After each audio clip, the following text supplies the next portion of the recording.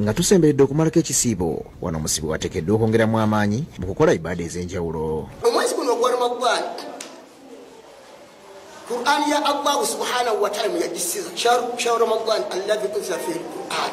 Guno mwezi ogwa Ramadaan Allah yajisiza Qur'an yekitiibwa hudan linnaasi wa bayyinaati.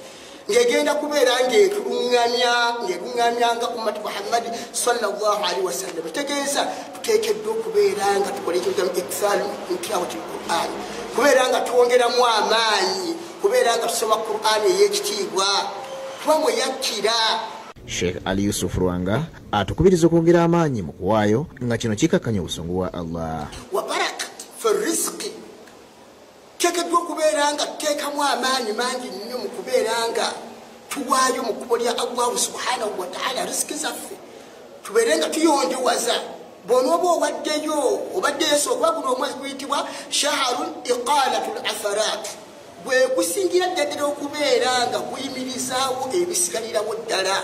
Gwongeramu ddala amaanyi bigenda okuseerawo kati ng'okusaddaaka ng'okwo, okuliisa, okusiibulukusa, kuzimba masigidi n'ebifaanagana ng'ebyo. Ne bwe kityo kikyogenda okubeera ng'ofunamu.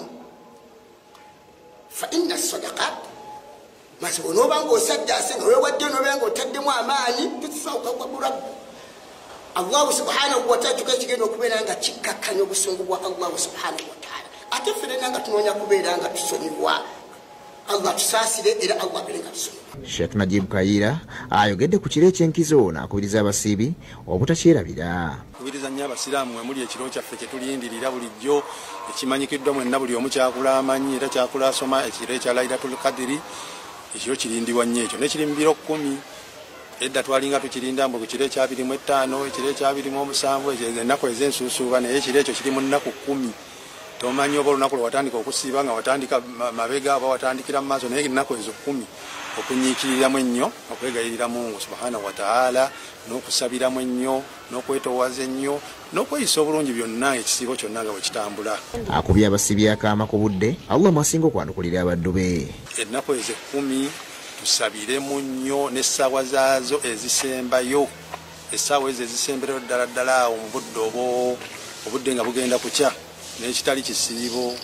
Ennaku ezo essaawa ezo ezisembayo nnaku nnungi ssaawa nnungi nnyo naye mu kisiibo muno tuyitirize nnyo era tunyiikire nnyo okutandika mu ssaawa 8, 9, 10.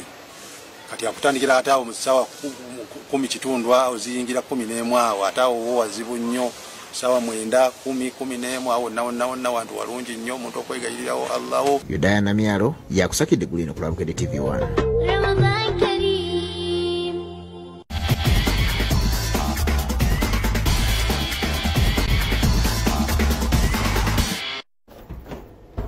Webale kubeera ng'oli ku Bukedde TV1 atwaba olunaku luno oluwalero gano ge gataliiko mutonto nga ga byamizannyo yenze Mpagi Farit nga otandikiddeko